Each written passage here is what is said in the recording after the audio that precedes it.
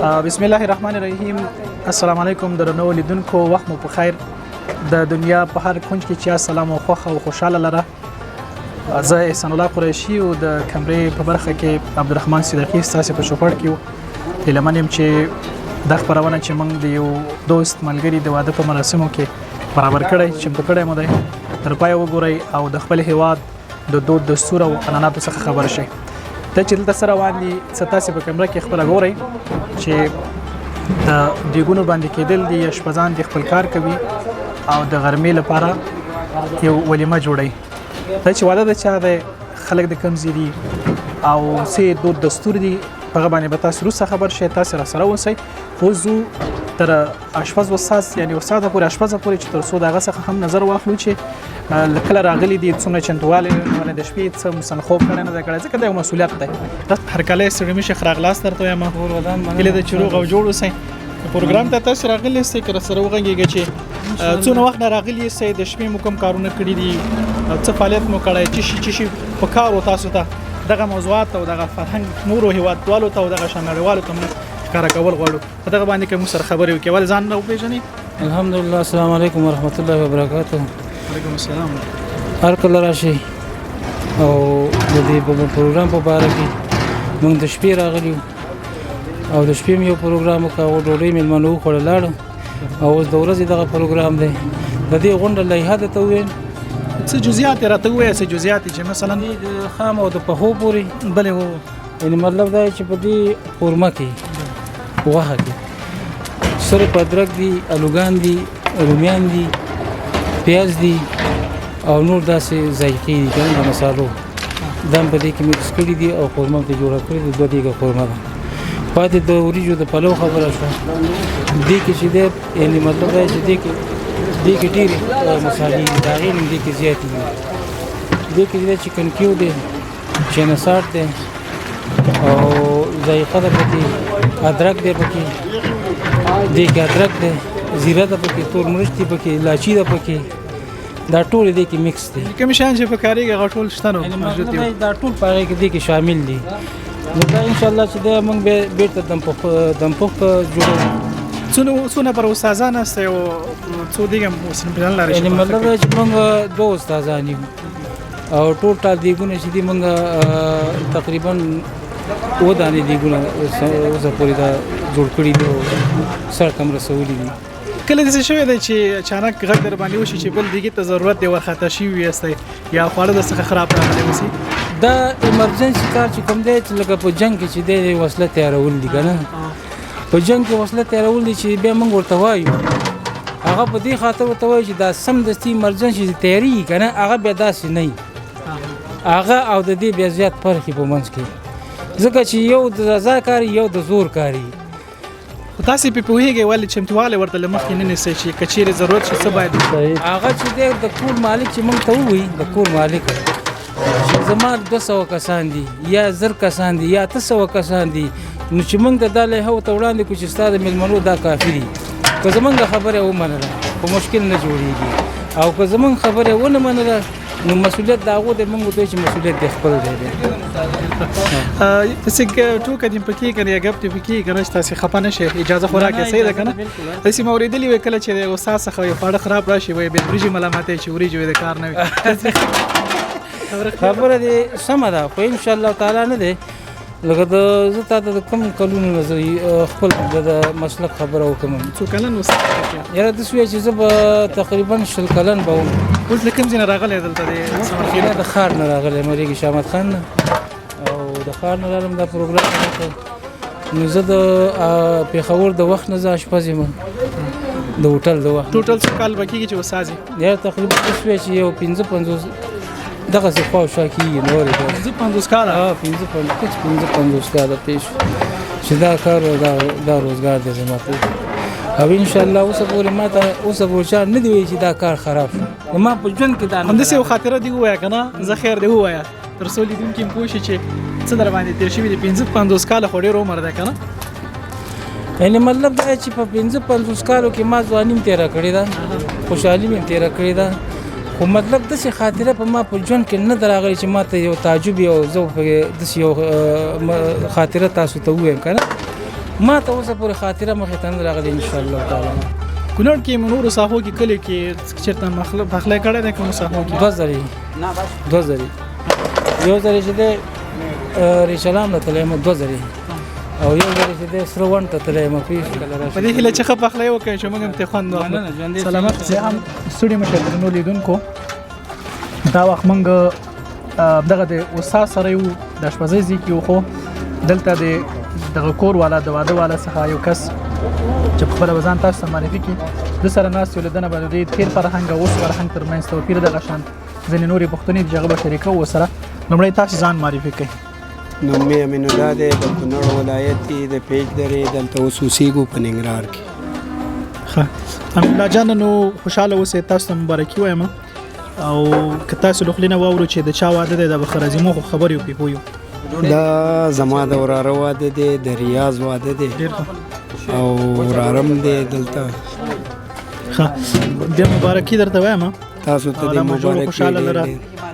په اصل کې د کوم ځای یاستئ اوس چې دلته اوسېږئ دا کوم ځای دی دواړه که واضحه شي؟ موږ په اصل کې د کونړ کې د پیج درې اوس اوسېږو فلحال دلته په ننګرهار کې په سمرخیل او پاټک کې دلته اوسېږو. بس دلته ژوند زندگی ده خپل کورونه هم دي حساب کتاب هم دي هر څه دلته رانه وي. تیر فرهنګ یعنې دود چې هلته کلي کې ولس کې هغه څه و او اوس چې تغییر کړی دی دا څه ده؟ هلته داسې وو چې مال به ملال کو په شریکه به مال حلال کو او سپینه ښوروا به هم تېره دغه کړله او لم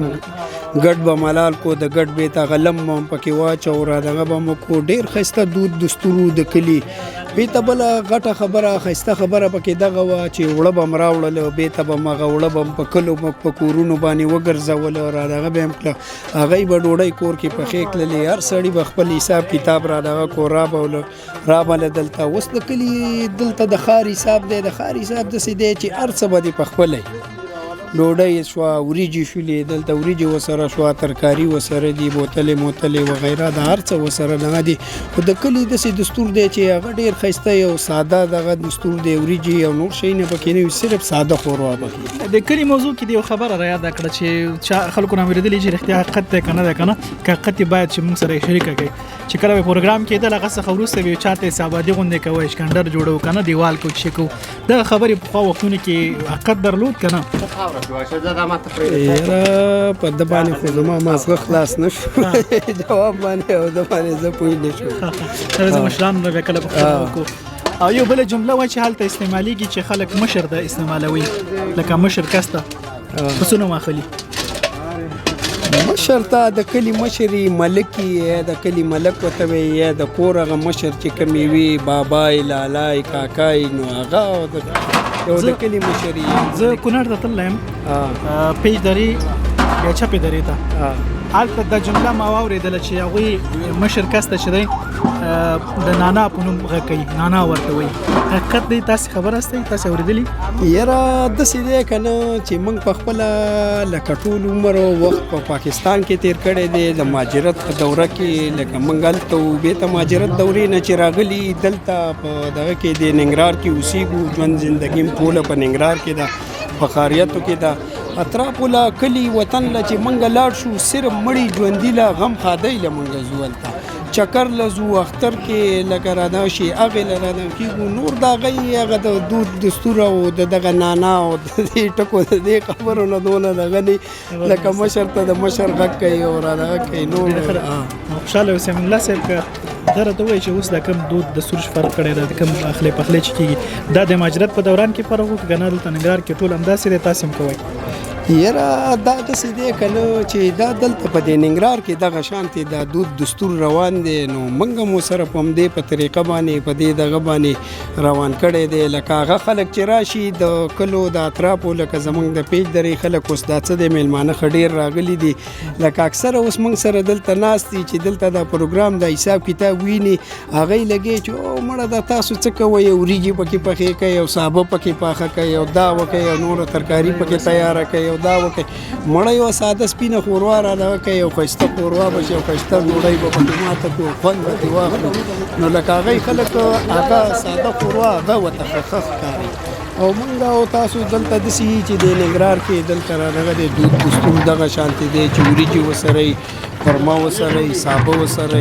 سلاد وسره فروټ وسره بوتلې لکه د هر سړي د خپل وس مطابق هغه خپل خرچه او خپل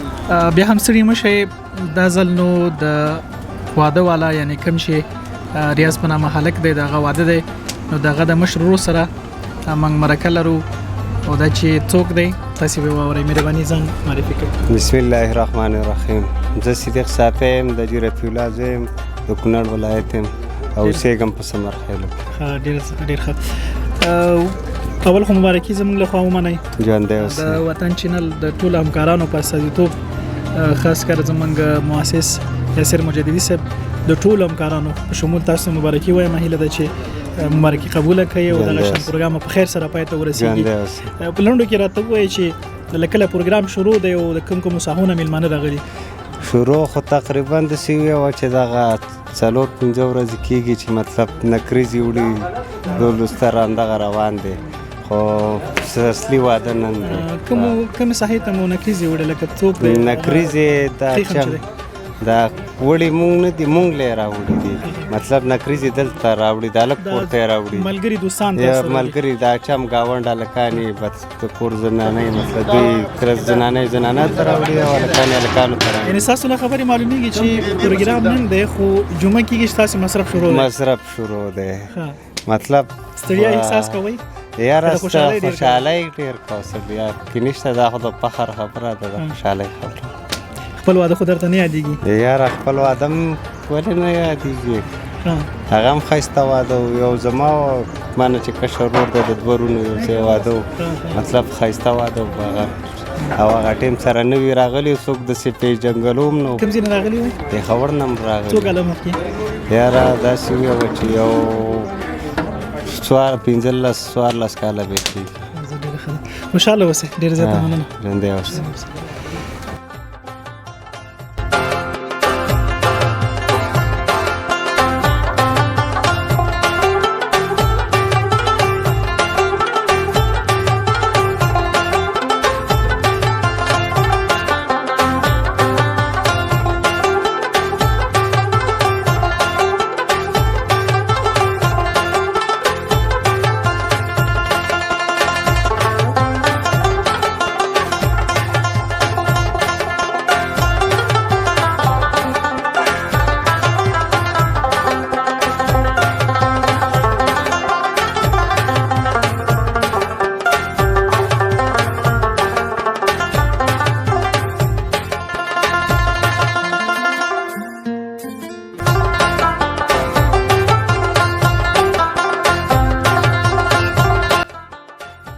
لکه څنګه چې تاسو په جریان کې یاست موږ نن راغلی یو د ریاض خان واده ته او دلته ګڼ شمېر میلمانه راغلي د لرو ساحو څخه یو د میلمنو څخه چې موږ سره څنګ کې ناست دی د به ځان معرفي کړي او دغه شان کوم میلمانه چې مشران راغلي چې زموږ خواته ناست دي هغو سره مرکې هم لرو خبرې اترې لرو او سره څنګ کې دا مشر به هغو معرفي کړي تر څو لنډه پیژندنه وشي او تاسو څخه غلاس یو کولی شئ تاسې ځان معرفي کړئ او کوم میلمانه چې کوم ساحونه راغلي دي هغه هم وپېژنئ. مننه احسان الله قریشي صاحب الله دې قدر وکړه قدرمن شي عزتمن شي. زما حاجي احسان الله ولد حاجي محب الله د کونړ د ولایت زمونږ د مراسم چې دي د ریاض د حاجي صاحب رفیع الله د زوی دي او زمونږ میلمانه دي الحاج عبدالرحمن زمونږ مشهور ورور دی د پېښور راغلی حاجي غلام حاجي نعمت خان ګل سید او الحاج ملک امان حاجي رفیع الله حاجي جمال حاجي فقیر حاجي یوسف دا زمونږ ورونه عزیزان دي او د واده په مراسمو راغلي دي او موږ تاسو ته ښه راغلاست ویو الله هم په خیر راوله. ډېره مننه خوشحاله اوسئ الله مو خادي په خیر کړه او زموږ له اړخه تاسو ټولو ته د بیا هم مبارک وي. مننه. سلامت اوسئ. تاسې خپله کومې ساحې نه راغلي یاستئ؟ زه همدې سمرخیلو کې اوسېږو دې پاټک سره زموږ صافي آباد په نوم باندې منطقه ده دغه د کونړ. زه خپله د یو تن د شورا او زموږ خپله دلته یو ټولنه ده د ځوانانو او هم د خیریه او دغه کارونه هم کوو او دغه ځای کې مونږ استوګنه کوو پاټک سره. سلامت اوسئ خوشحاله اوسئ. څه ویل که لرئ کولی شئ چې مایک ستاسو خدمت کې کولی شئ چې داسې زما دا یو وړاندیز دی چې په دې ودونو کې باید بې ځایه مصرفونه ونه شي او دویمه خبره دا ده چې دا ولور دې کم شي. موږ او تاسو غریب خلک یې ولور په اسلام کې بیخي ناروا دی او مطلب کوم مہر چې اغوستل کیږي د جنۍ حق دی او داسې مناسب مہر چې زموږ د ځوانان خارج ته دغه نشي او لاړ نشي او مسخت دي ځایونو کې خپل کورنۍ مشکل زموږ په خپل کور کې حل شي نه د خارج نه ودونه وکړو او همدلته سره وکړو زموږ په هر کور کې 15 پیغلې شته دی او د هغې په دغه سره ځوانان زموږ چې دي بېوسه دي ناچاره دي بېروزګاره دي مطلب زه د مهر کم دغه نه یم او لکه د ورور خلاف یم چې مطلب ورور دې څوک نه اخلي ډېره ښه ده ښه میسیج او ښه پیغام و خوشحاله اوسئ له تاسو مننه کوم مهرباني د میلمنو له ډلې څخه زمونږ راغلی میلمه حاجي صاحب رحمان چې له پاکستان څخه راغلی هغه ته هم ښه راغلاست وایو زموږ تر څنګ ناست دی غواړو چې له هغه څخه د پاکستان د خلکو یعنی د پاکستان کې چې کوم مهاجر اوسېږي افغانان د هغوی او دلته چې اوس کوم پروګرام روان دی د دې ترمنځ کوم توپیر موجود وي دغه وضاحت وکړي او دغه شان څه موده مخکې د یادونې پر اساس د زوی واده و دغه څو ټکي راواخلو ته تاسو ورسو حاجي صاحب مهرباني نو تاسو د افغانانو چې هلته مهاجر اوسېږي په پاکستان کې او دغه شان دلته د دې ترمنځ څه توپیرونه په دود دستور کې نو چونکې هلته پاکستان کې لږ دغه شته دی د دې ځای او د هغې ځای ډېر فرق دی ځکه چې هلته کالداري دي نو 1 لک کالدارې مهري تقریبا داسې که نه او داسې 1 زري او د کور څه سامان مامان داسې معمولي لکه ډبل بیټ او قالین مالین هر څه وس دا خلکو دغه کېږي نو د هلته د خلکو پې وس کېږي په دې کار باندې او دلته چې ما ولیده دلته دغه ډېره درانه ده ځکه چې اقلا دلته 1 لک 1.5 لک افغانۍ دي چې دې نه د پاکستان 15 لکه کالداري جوړېږي او دغسې 1 یا 2 نو دا د غریب سړي په وس کې نه ده دا کار او د دې دا دغه هم ډېره غټه ده د ولیمې مسله هم ډېره غټه ده چې دلته به خامخا د کونړ نه یو ځای بل ځای نه دا خلک راغواړي نو پېښور کې دا دغه ښه دی چې دا شاوخوا دا نږدې ستا کوم یاران دوستان یا خپلوان دي دا راځي او داسې د خپل وس مطابق خلک کار کوي پکې نو دا دغه دی چې دلته لږ ستاسو د دې ملک دا روپۍ هم درانه ده او دومره دغه ته حاجت نشته دی نو زه هم که چېرته دا ورور دا خلک کم کړي هر سړی مثال داسې دا ګوره دا ډېر ځوانان دي بېودونو پاتې دي نو که چېرته دا ورور ورسره دغه کوي ځکه چې د سړي زه تا سره خپلي کوم فرض کړه نو زما له دا نه دي په کار چې زه دا حلال کړم او سبا مجبور یا بیا بل ځای له ځي سوالونه قرضداره شي نو زه دا یم ته چې زما خپل شو دا وینه مې در سره شریکه شوه نو باید تا سره زه ډېر رحم وکړم حالن که زه لور در کوم که تی راکړې نو دې کې لږ زما دا دغه دی چې د دې ځای دغه ډېر دروند دی دا رواج مصرفونه کم شي مصرف کم شي باید د دې دغه نه زما دا خواست دی ټول افغانانو ورونو ته او ټولو مسلمانانو ته چې دا شی لږ راښکته کړي او دغه وس مطابق کار او د ساحي وکیل ګذر الحاج ملک صاحب امان چې ډېر یو دیندار او نیک سړی دی او دغه ساحه کې علیزر خدمتونه کړي لري په خاصه کې پیژنو ته چې حاضر دی نو غواړو چې ستاینه صفت یې مخامخ وکړو نو راځو د سره خبرې کوو چې د خپل د ساحې او دغه شان اوس کومې سیمې کې چې اوسېږي د ترمنځ د توپیرو او دغه شان د رواجونو ترمنځ خبرې وکړي او څه چې ورسره شته له تاسو سره شریک کړي ملک صاحب محترم ښه راغلاست درته وایو السلام علیکم ورحمت الله وبرکاته بسم الله الرحمن الرحیم زه الحاج ملک امان امازه خبرې کوم او د پکتیا په هغه باندې کنه چې موږ کوم وخت کې پکتیا کې اوسېدلو ولور د پکتیا ډیر جګ ده او ډیر ناوړه ولور ده او ښه کار دم نه او ځکه ښه کار نه ده چې د غریب سړي خبره نه ده او غریب سړی نشي کولی چې هغلته واده وکړي یا مطلب مراسم پوره کړي او دا کوم هغه چې ده دا ولورونه په پکتیا کې ډېر جګ دي او ډېر خراب کار ده او دا ښه کار دم نه د شرع مطابق کار نه ده دا شرع خلاف کار ده او اوس دلته په جلال آباد کې چې موږ اوسېږو دلته کوم پکتیاوال چې دي هلته صاحب وبخښئ هلته پکتیا کې څومره دی اوس وخت کې ولور لکه اوس والله چې 7 لکه او 9 لکه لا 2 لکه روپیو پورې کلدار افغانو پورې ولور ده فکر دی دا او داسې زر دي داسې دا شی دي داسې دا شی دي خو مصارف ډېر زیات دي خو هغه مصارف اوس خلک به د پکتیا خلک هم پرې ناست دي او دغه مصارف راکمیږي راکم به شي انشاءالله تعالی خلک پرې ناست دي د مشران پرې ناست دي خبرې پرې روانې دي که نه او بیرته او دا مراسم ښه نه ده او ښه کار دم نه ولا ډېر یو غلط کار ده یو ډېر ناوړه کار ده فکر دی دا فکر دی دا دغه ساحې به د ولور په حق لکه د دې ساحې د کومو پکتیاوالو ولور چې ده که نه د پکتیاوالو ولور بیا هم جګ ده ډېر وران ولور ده ډېر هغه ولور ده بې سوره ولور ده خو دلته هم خبرې پرې روانې دي باید چې دا راکم شي علما هم پرې ناست دي مشران هم پرې ناست دي او دا له شر نه خلاف ده فیصلې ته لا رسېدلي نه یې؟ فیصلې ته لا نه یې رسېدلي انشاءالله تعالی رسېږو به خیر وو او پاتې شو دا د نورو خلکو ولور لکه د مطلب دلته موږ سره کونړي اوسېږي خوږیاڼي اوسېږي د دغو ولورې کمې دي فکر یې ده بیا په دا ولورو کې شینواري دا حساب کتاب دلته لږ زر زیات استعمالیږي فکر یې ده زر زیات استعمالیږي نور ولورې دلته هم ګزاره کوي ښه سوي دي اوس له پخوا له اندازې نه نن سبا ډېر ښه حالات ده او ښه به شي نور به هم خدای ښه کړي ښه به شي او دا ښه کار نه ده دا ولور اخیستل او دا مهر باید مهر واخیستل شي د هغه انسان دپاره که د انسان قیمت څوک نشي پوره کولی هېڅوک هم نشي پوره کولی د انسان غټ قیمت ده هغه الله پاک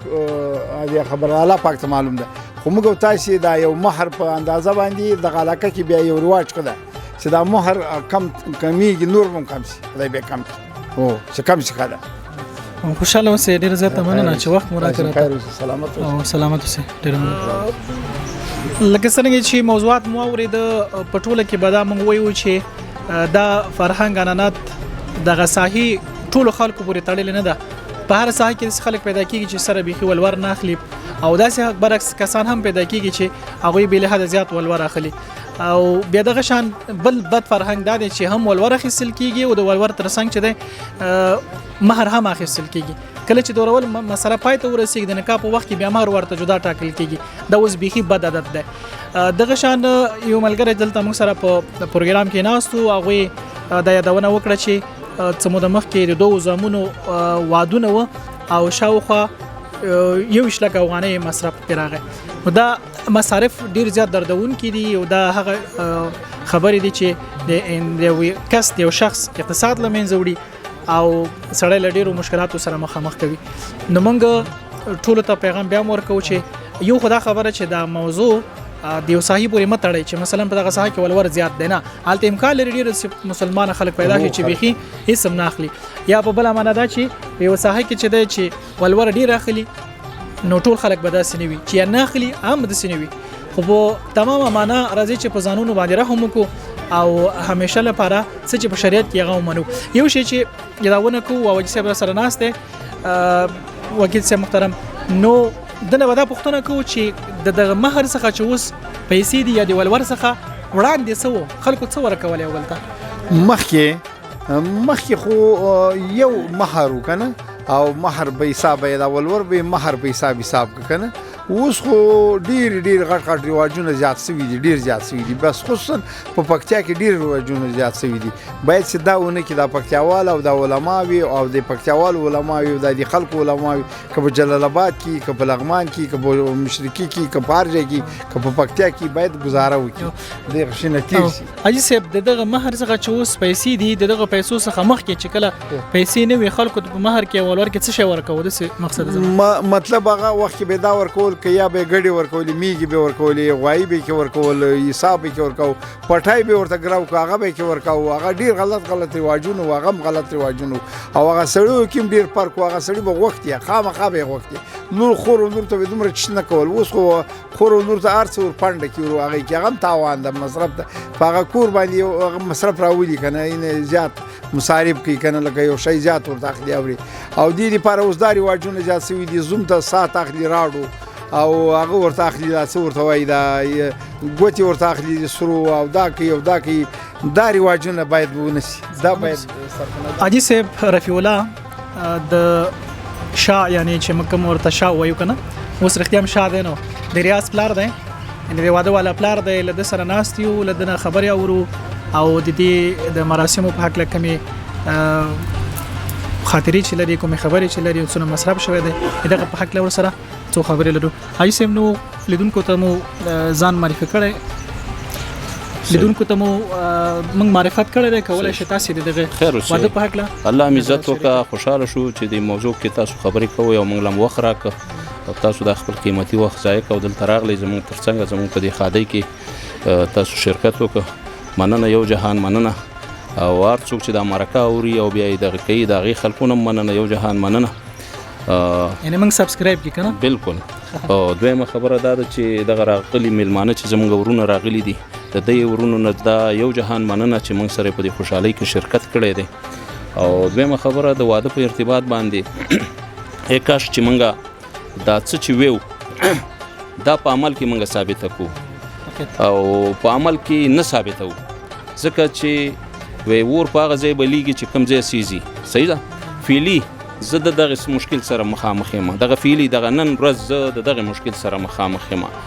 نو یو خو دا واده دومره درته دا رواجونه اوږد کی چې تا نه لیاره ورکه کی چې زه څه وکړم. هغه کم تصمیم چې تا نیولی د دې واده دپاره چې یاره دغه روپۍ مې په جب کې دي او باید د دغې سره زه هغه خپله حیا او پرده وکړم، هغه دغه رواجونه تا بې پردې کی، هغه ستا وس و توان نه دا واده دغه کې ایسته دی. اخره کې بیا قرض و پور ته عادت شي، نو بیا به په دغه شانتې خوشحالۍ ته څه خوشحاله شي چې فرض که ته پور وکړې، ته قرض وکړې او بیا پې وروسته ته کړېږي. نو اول مې خواست دا دی د دغه شته ورونو نه د ځانه مې دا ګیله ده د دې خپلو اقرباونو چې یعنی زه یو داسې سالمه نصیحت یې ماته کړی وی چې او دی را سره منښته کړی وی چې ورو داسې نه کوو داسې کوو، خو هغه د ما نه پسې بتر دی او زه د هغې نه پسې بتر یم، نو نه کېږي. نو دغه یوه موضوع ده. بس الله دې تاسو اجر درکړي او دغه شان مصارف چې کېږي واقعیت موږ په زیان ده، ځکه که چیرې په یو کور کې 15 بچیان وي د یو کس 15 لپاره چې د پروګرام نیسي که 3 لکه افغانۍ مصرفوي 15 لکه شو، نو دا اوس نشي کولی چې پرمختګ وکړي یا ځان ته اوس موټر واخلي، ځان ته چې د یو بنګله جوړه کړي. مصرفونه واقع ډیر زیات دي. تاسو له ټولو مننه چې خو نقطو ته مو اشاره وکړه. که تاسو په لنډه توګه راته یو ټکی به درته زه در سره شریک یم. زه په سعودي کې مسافر یم او دارو داسې په ځوانۍ کې تللی یم او دغه دی اوس سپین ږیری شوم. دا شته میلمانه دا زما شاهدان دي زما د مسافرۍ. زما اووه لوریانې دي په کور کې، شمال د خدای دی، او اووه مې زامن دي. په خدای یقین وکړه اول ورته خوشحاله و چې زه خو بچی دی بې تپوسه وروره راغلی دی دنیا ته، موږ مسافر په ځان به پیدلونه څنګه چل دی کنه. موږ یو ترور ځای دی هغه به ویله دا د قمقلتوب دوره وه په موږ تېره شوه. اوس چې پې پوهېږو چې دا ټول را زلمي شوي دي او کال په کال یو را زلمی کېږي، نو زه خپله داسې حد ته رسولی یم چې فرض که د هغه زوی خیر دی کېدی شي چې مال راشي او یا رانشي، او هېڅ دغه ورسره اعتبار پې نه لرم که نه. خو زه دا د یو پلار په صفت باندې دا په ما باندې یو حق دی چې فرض که زه دغه شانتې وکړم. نو سوال دا دی چې فرض که چې دغه شانتې بچیان د یو سړي ګڼي په کور کې، لوریانې ګڼي، نو د هغه د خوار به بیا څه حال وي که نه؟ لکه ستړی کېږي، خفه کېږي، بیا د ځي تنګښت دی لکه زموږ او ستاسو کورونه دغه شانتې تنګ دي، بیا د هر یو بچی کوټه غواړي، مصارف غواړي، ژوند زندگی غواړي که نه؟ نو دغه ځای بیا سړی خفه کوي. نو یوازینی ټکی دا دی چې که چېرته موږ د مصارف را کم کړو، که زه د لور پلار یم نو زه په بل رحم وکړم، او هغه څوک چې د بل څوک د لور پلار دی هغه په ما رحم وکړي، په ځای د دې چې یو بل وداغو او یو بل چې کوم دی ښه سم داسې لکه د جامو یې وزبېښو چې هغه خوار د حرکته وباسو، نو بیا به په هغه واده کې خوند څه پاتې شي. بس دغه زما دغه سلامت اوسئ. څه د حاجي صاحب یو دانې پر اساس زه هم تاییدوم دا خبره چې او دا پیغام هغو ځوانانو ته ورکوو چې کوچنی راغټ شي، مصرفونه پې کېږي، پلار ورته واده وکړي، خو له واده څخه وروسته بیا اچانک بدلونو کې تغییر وکړي او بیا پلار هم نه پېژني، مور هم نه پېژني، په آخره کې بالاخره مور او پلار پرېږدي، یا په ګډ کور کې ځینې شته داسې چې بچت کوي. د بچت په نامه د غلا ده، یعنی حرام دی چې په ګډ کور کې دا ځان ته پیسې پټې کړي او بالاخره کله چې جدا کېږي موټر یې پرې واخلي، حساب کتاب جوړ کړي دا په خپله. نو دغو ځوانانو ته زموږ پیغام دی چې ګورئ د حاجي صاحب خبرې ډېرې داسې دردونکې حالت دا چې د زوی واده دی وله کې ډېر څه خندل، خو دا موضوع چې یاده کړه موږ هم خفه شو پې چې واقعیت ځینې ځوانان داسې شته چې کله واده وکړي بیا د واده څخه وروسته خپل مور او پلار هیر کړي او بیا لاړ شي. د حاجي صاحب د خبرې پر اساس بیا دغه پلار دا ګټه څه شوله چې زوی باندې مصرف وکړي، اته ځل تعلیم وکړي، تربیه وکړي، ډېر مصرفونه د واده نور پروګرامونه، بیا په آخره کې تا پرېږدي، څه وشو؟ هغه نه خو بیا یو زوی ښه دی چې تا وساتي چې 14 اولادونه ولري، یو هم په دردونه لګي. مثال د خبرې ښیم. نو راځئ داسې کار وکړئ،